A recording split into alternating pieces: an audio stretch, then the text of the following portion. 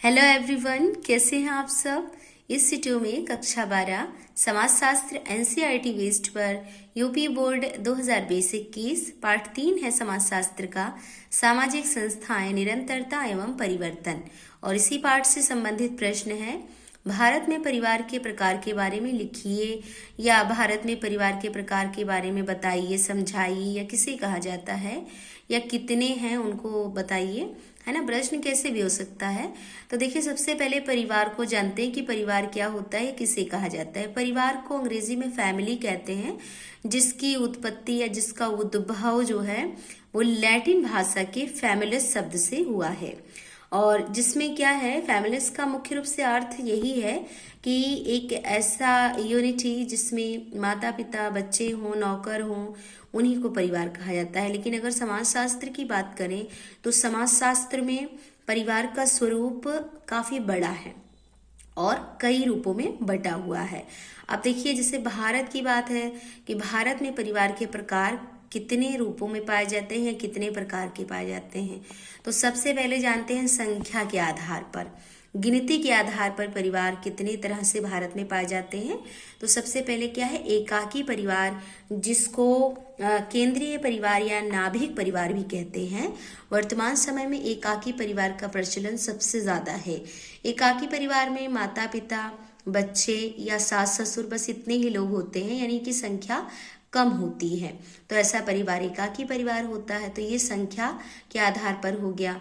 दूसरा क्या है, संयुक्त परिवार। संयुक्त परिवार उसको कहते हैं जिसमें 2 या 3 पीढ़ी के लोग एक साथ रहते हों, यानी कि इसमें संख्या अधिक होती है।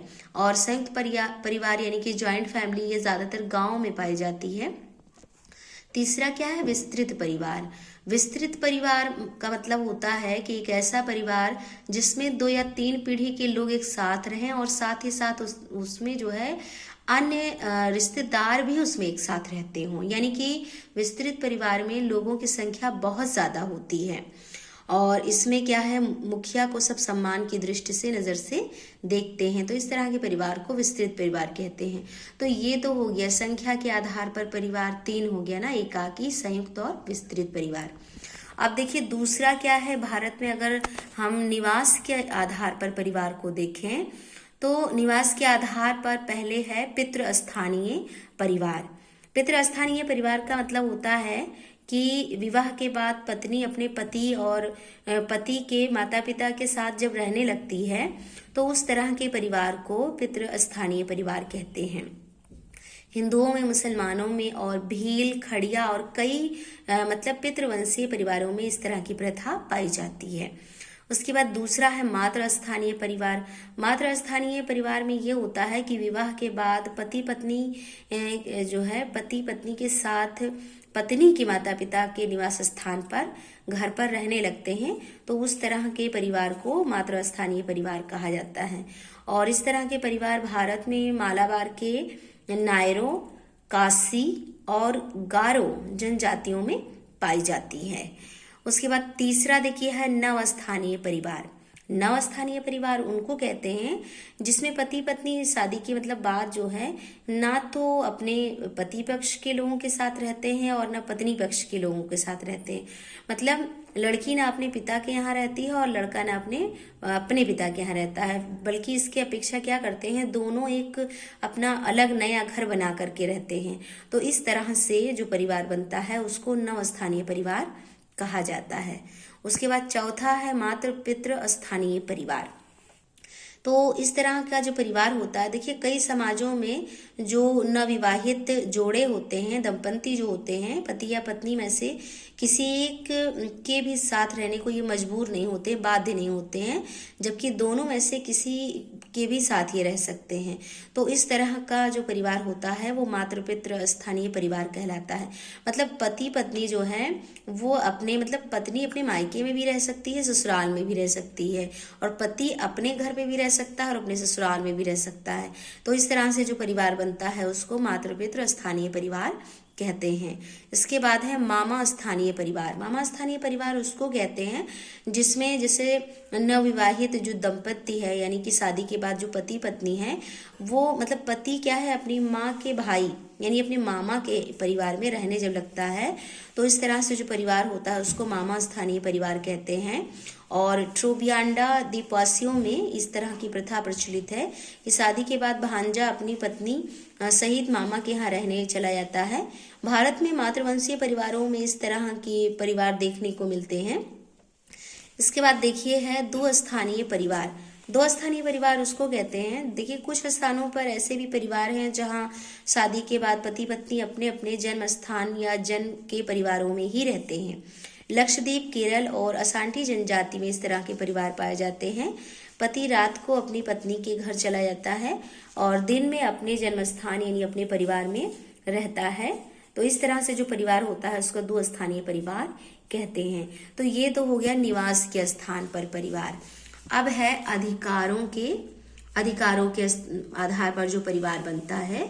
अब देखिए अधिकारों के आधार पर दो है मुख्य रूप से, पितृसत्तात्मक परिवार और मातृसत्तात्मक परिवार। पितृसत्तात्मक परिवार का मतलब होता है कि एक ऐसा परिवार जिसमें सत्ता पिता के हाथों में, पुरुष के हाथों में होती है, तो उसको पितृसत्तात्मक परिवार कहते हैं।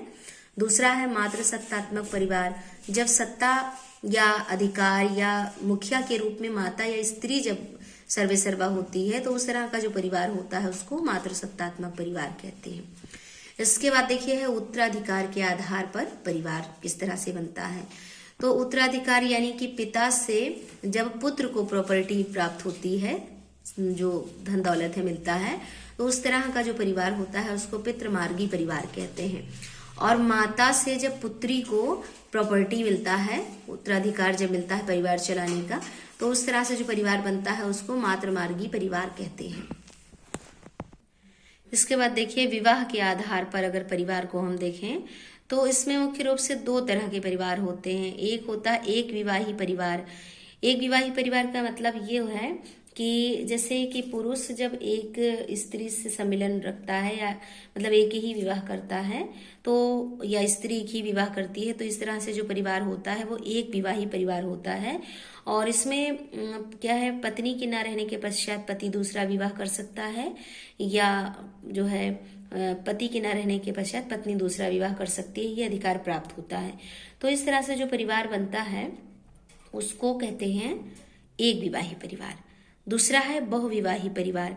बहुविवाही परिवार का मतलब होता है कि मतलब ऐसा परिवार जिसमें एक समय में एक से अधिक जीवन साथी की जब स्वीकृति दी जाए तो उसको जो है कहते हैं बहुविवाही परिवार।